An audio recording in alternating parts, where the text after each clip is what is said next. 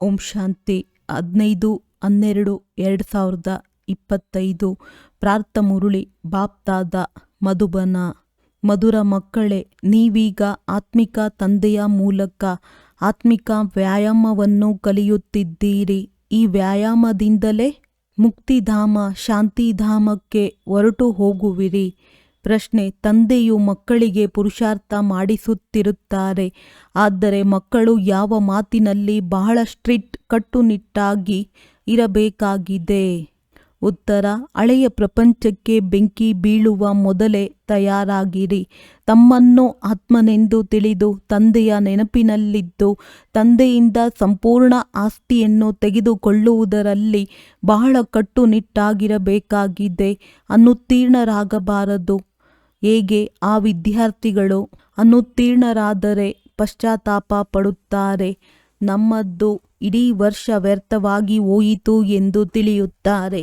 ಕೆಲವರಂತೂ ಓದದಿದ್ದರೆ ಏನು ಎಂದು ಹೇಳುತ್ತಾರೆ.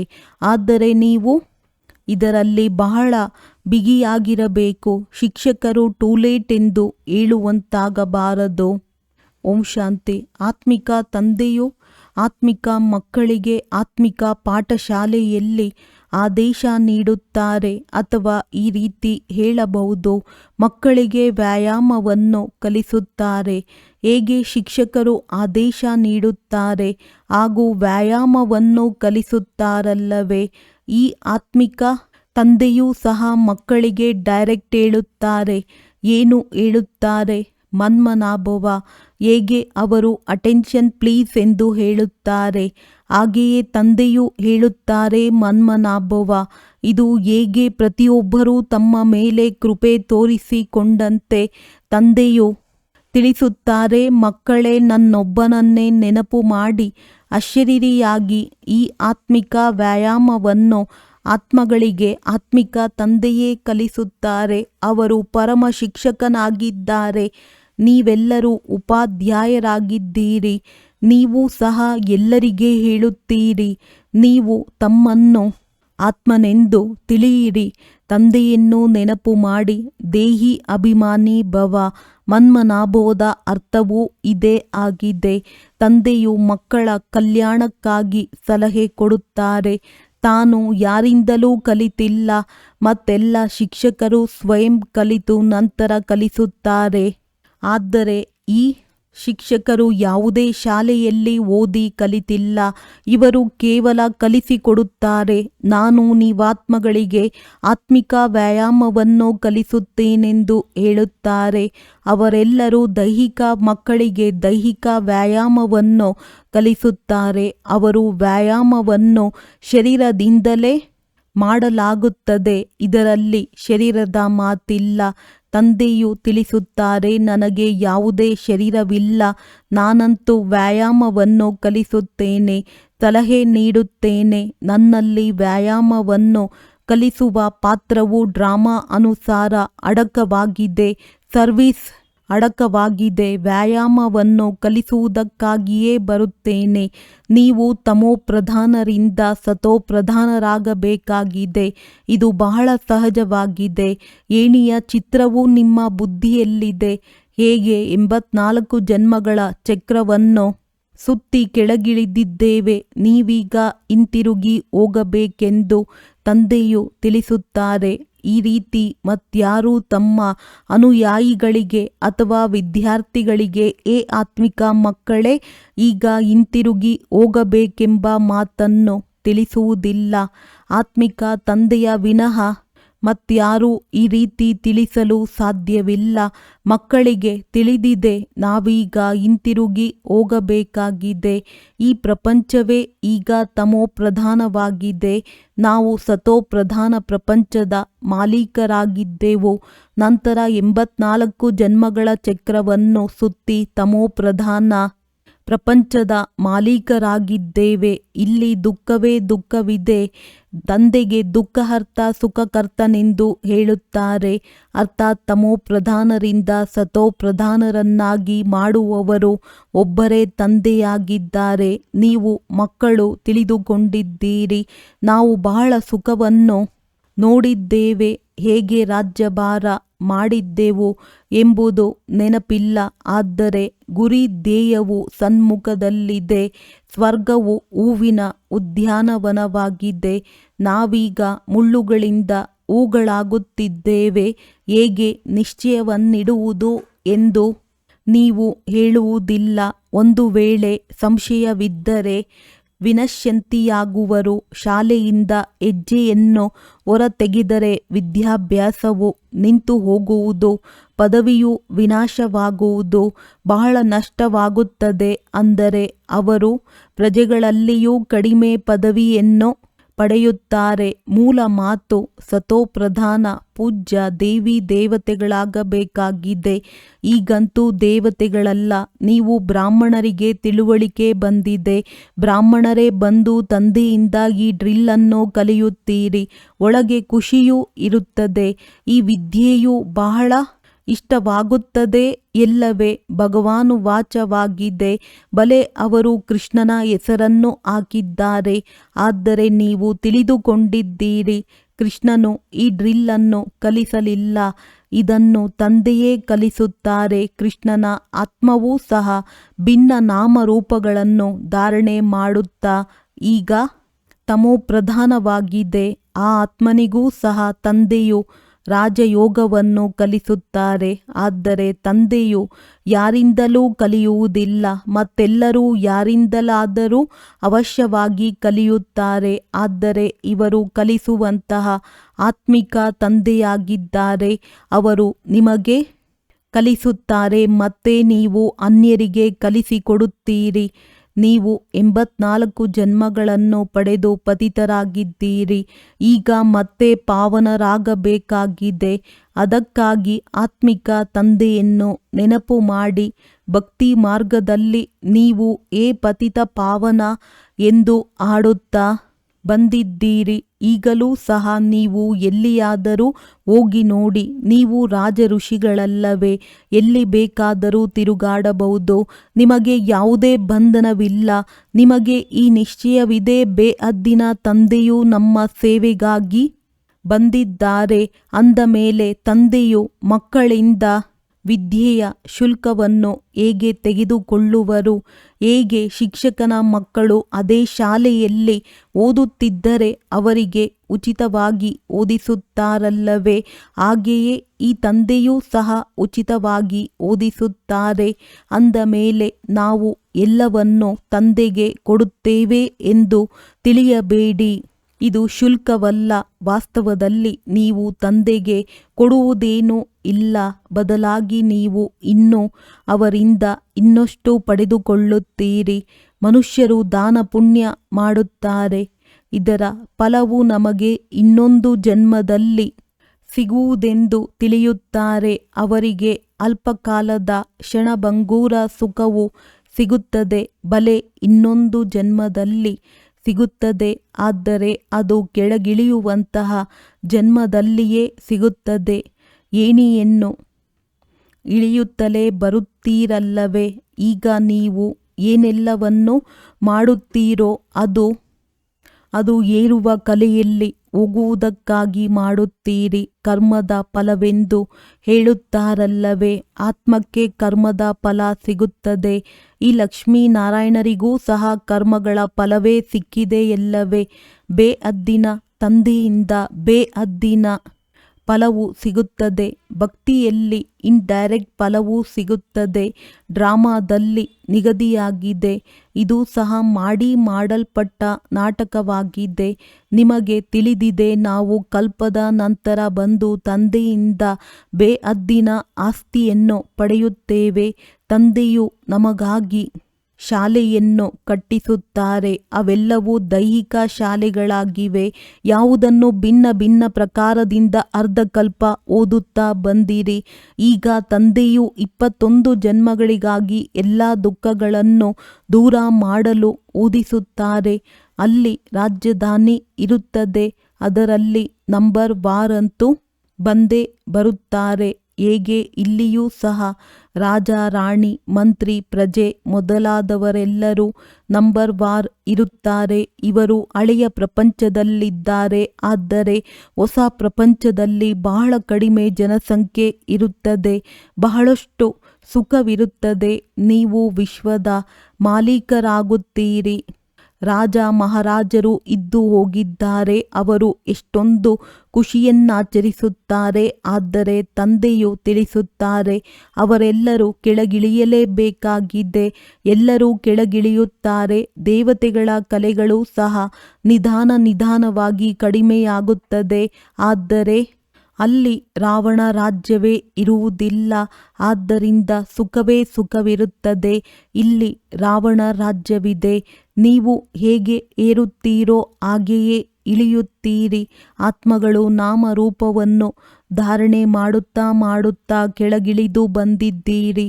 ಡ್ರಾಮಾ ಪ್ಲಾನ್ ಅನುಸಾರ ಕಲ್ಪದ ಹಿಂದಿನ ತರಹ ಕೆಳಗಿಳಿದು ತಮೋಪ್ರಧಾನರಾಗಿ ಬಿಡುತ್ತೀರಿ. ಕಾಮಚಿತೆಯನ್ನು ಏರುವುದರಿಂದಲೇ ದುಃಖವು ಆರಂಭವಾಗುತ್ತದೆ. ಈಗ ಅತಿ ದುಃಖವಿದೆ, ಮತ್ತೆ ಸುಖಧಾಮದಲ್ಲಿ ಅತಿ ಸುಖವಿರುವುದು.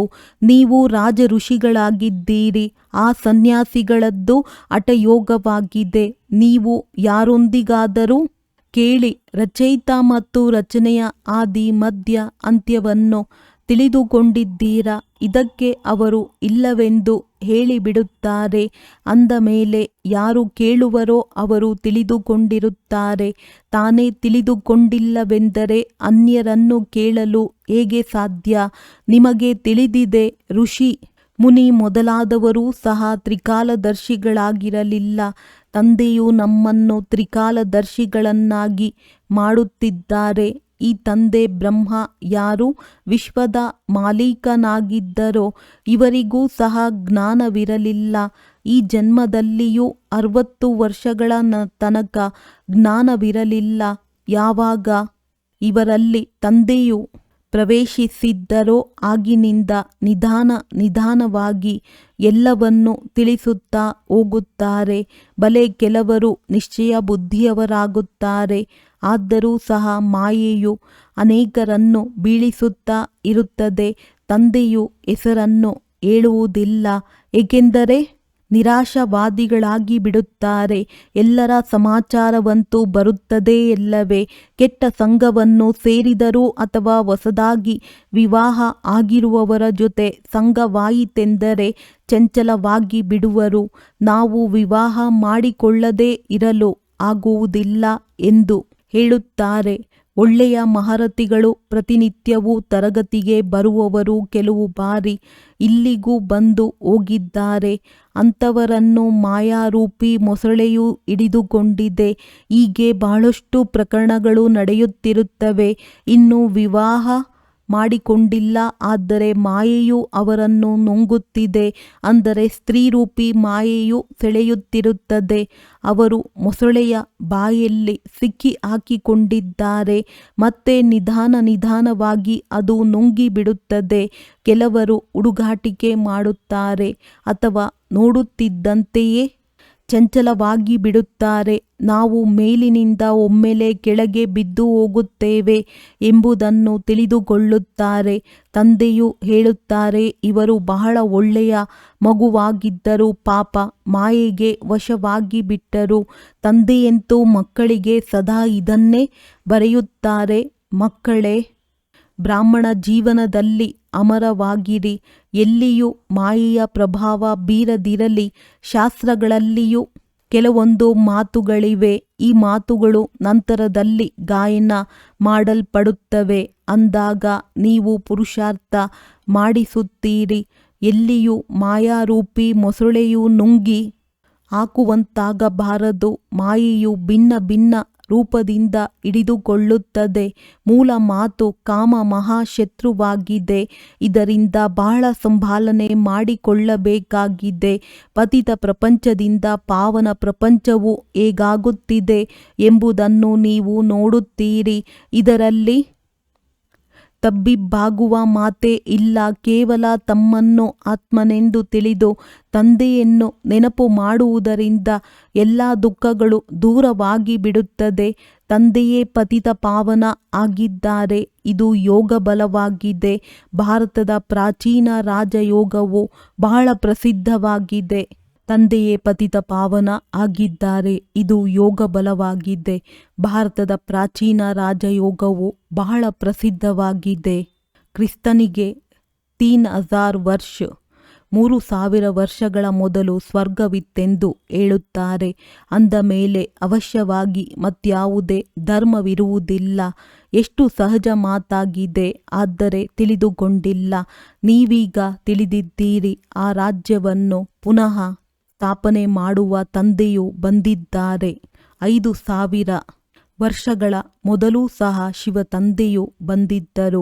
ಅವಶ್ಯವಾಗಿ ಹೇಗೆ ಈಗ ಜ್ಞಾನವನ್ನು ಕೊಡುತ್ತಿದ್ದಾರೆಯೋ ಇದೇ ಜ್ಞಾನವನ್ನು ಕಲ್ಪದ ಹಿಂದೆಯೂ ಕೊಟ್ಟಿದ್ದರು.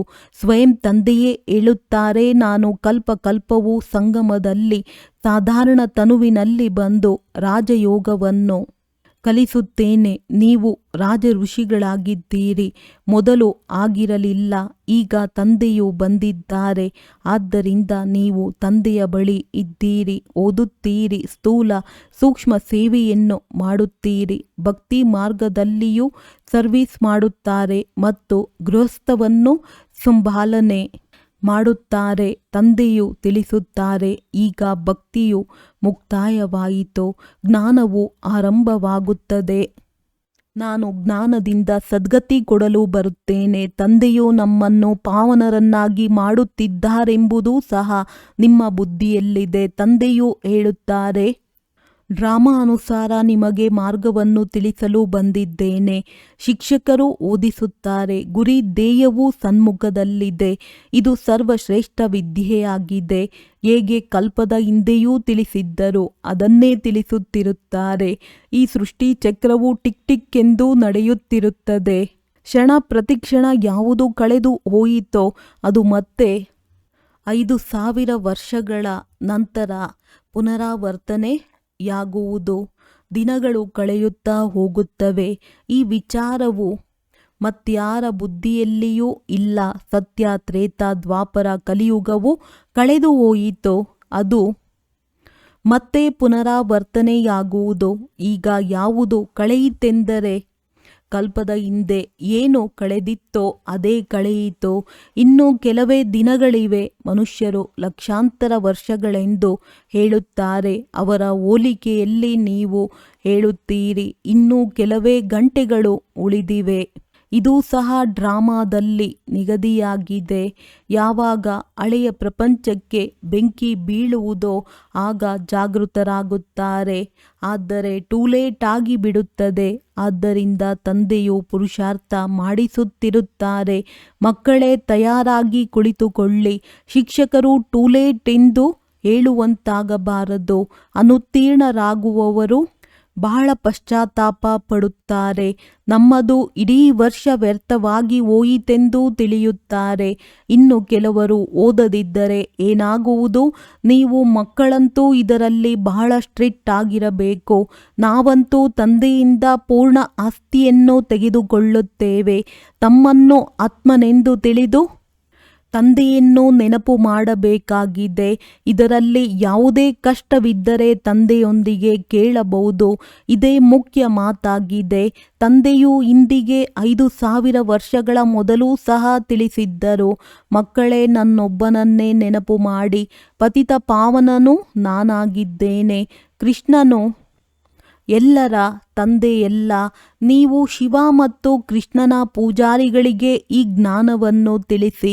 ಆತ್ಮವು ಪೂಜ್ಯನಾಗಿರಲಿಲ್ಲವೆಂದರೆ ಎಷ್ಟಾದರೂ ತಲೆಕೆಡಿಸಿಕೊಳ್ಳಿ, ಅವರಿಗೆ ಅರ್ಥವಾಗುವುದಿಲ್ಲ.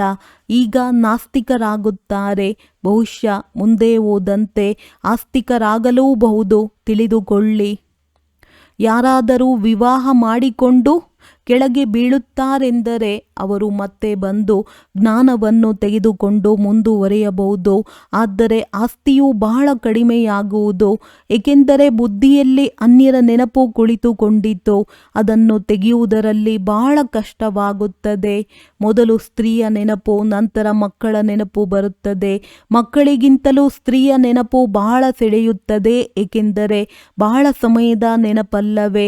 ಮಕ್ಕಳಂತೂ ನಂತರದಲ್ಲಿ ಆಗುತ್ತಾರೆ.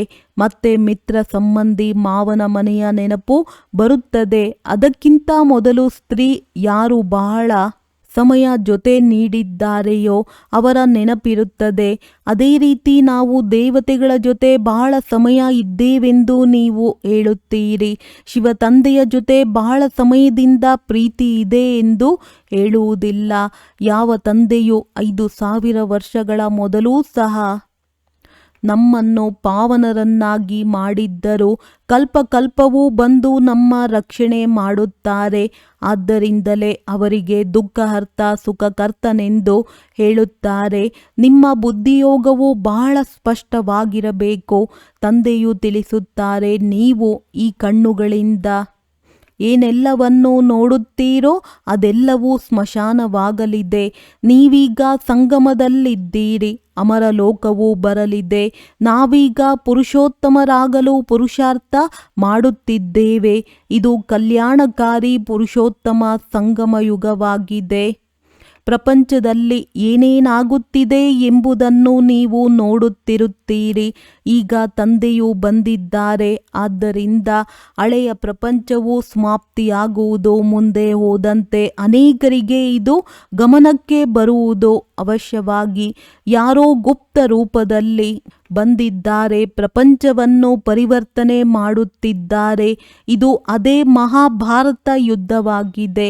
ನೀವು ಸಹ ಎಷ್ಟೊಂದು ಬುದ್ಧಿವಂತರಾಗಿದ್ದೀರಿ. ಇವು ಬಹಳ ಮಂಥನ ಮಾಡುವ ಮಾತುಗಳಾಗಿವೆ. ತಮ್ಮ ಶ್ವಾಸವೂ ಸಹ ವ್ಯರ್ಥವಾಗಿ ಕಳೆಯಬಾರದು, ಏಕೆಂದರೆ ನಿಮಗೆ ತಿಳಿದಿದೆ ಶ್ವಾಸವು ಜ್ಞಾನದಿಂದಲೇ ಸಫಲವಾಗುತ್ತದೆ. ಒಳ್ಳೆಯದು. ಮಧುರಾತಿ ಮಧುರ ಅಗಲಿ ಹೋಗಿ ಮರಳಿ ಸಿಕ್ಕಿರುವ ಮಕ್ಕಳ ಪ್ರತಿ ಮಾತ್ಪಿತಾ ಬಾಪ್ ದಾದಾರವರ ನೆನಪು, ಪ್ರೀತಿ ಹಾಗೂ ಸುಪ್ರಭಾತ. ಆತ್ಮಿಕ ಮಕ್ಕಳಿಗೆ ಆತ್ಮಿಕ ತಂದೆಯ ನಮಸ್ತೆ. ಧಾರಣೆಗಾಗಿ ಮುಖ್ಯ ಸಾರ: ಮಾಯೆಯಿಂದ ಪಾರಾಗಲು ಸಂಘ ದೋಷದಿಂದ ತಮ್ಮನ್ನು ಬಹಳ ಸಂಭಾಲನೆ ಮಾಡಿಕೊಳ್ಳಬೇಕಾಗಿದೆ. ತನ್ನ ಬುದ್ಧಿಯೋಗವನ್ನು ಸ್ಪಷ್ಟವಾಗಿಟ್ಟುಕೊಳ್ಳಬೇಕು. ಶ್ವಾಸವನ್ನು ವ್ಯರ್ಥವಾಗಿ ಕಳೆಯಬಾರದು. ಜ್ಞಾನದಿಂದ ಸಫಲ ಮಾಡಿಕೊಳ್ಳಬೇಕಾಗಿದೆ. ಸಮಯ ಸಿಕ್ಕಿದರೆ ಸಾಕು ಯೋಗ ಬಲವನ್ನು ಜಮಾ ಮಾಡಿಕೊಳ್ಳಲು ಆತ್ಮಿಕ ಡ್ರಿಲ್ನ ಅಭ್ಯಾಸ ಮಾಡಬೇಕು. ಈಗ ಯಾವುದೇ ಹೊಸ ಬಂಧನವನ್ನು ಮಾಡಿಕೊಳ್ಳಬಾರದು. ವರದಾನ: ತಂದೆಯ ಚಿತ್ರಛಾಯೆಯ ಅನುಭವದ ಮೂಲಕ ವಿಘ್ನ ವಿನಾಶಕನ ಡಿಗ್ರಿಯನ್ನು ತೆಗೆದುಕೊಳ್ಳುವ ಅನುಭವಿ ಮೂರ್ತಿ ಭವ. ಎಲ್ಲಿ ತಂದೆಯ ಜೊತೆ ಇದೆ ಅಲ್ಲಿ ಯಾರೇನೂ ಮಾಡಲು ಸಾಧ್ಯವಿಲ್ಲ. ಈ ಜೊತೆಯ ಅನುಭವವೇ ಛತ್ರಛಾಯೆ ಆಗಿಬಿಡುತ್ತದೆ. ಬಾಪ್ ದಾದಾರವರು ಸದಾ ಮಕ್ಕಳ ರಕ್ಷಣೆ ಮಾಡಿಯೇ ಮಾಡುತ್ತಾರೆ. ಪರೀಕ್ಷೆಗಳು ಬರುತ್ತವೆ, ತಾವುಗಳು ಅನುಭವಿಯಾಗುವುದಕ್ಕಾಗಿ. ಆದ್ದರಿಂದ ಸದಾ ತಿಳಿದುಕೊಳ್ಳಬೇಕು, ಈ ಪರೀಕ್ಷೆಯು ಮುಂದಿನ ಕ್ಲಾಸಿಗೆ ಹೋಗುವುದಕ್ಕಾಗಿ ಬರುತ್ತಿದೆ. ಇದರಿಂದಲೇ ಸದಾ ಕಾಲಕ್ಕಾಗಿ ವಿಘ್ನ ವಿನಾಶಕನ ಡಿಗ್ರಿ ಮತ್ತು ಅನುಭವಿ ಮೂರ್ತಿಯಾಗುವ ವರದಾನವು ಸಿಕ್ಕಿಬಿಡುತ್ತದೆ. ಒಂದು ವೇಳೆ ಈಗೇನಾದರೂ ಸ್ವಲ್ಪ ವಿಘ್ನವನ್ನು ಹಾಕುತ್ತಾರೆಂದರೆ ನಿಧಾನವಾಗಿ ತಣ್ಣಗಾಗಿ ಬಿಡುತ್ತಾರೆ.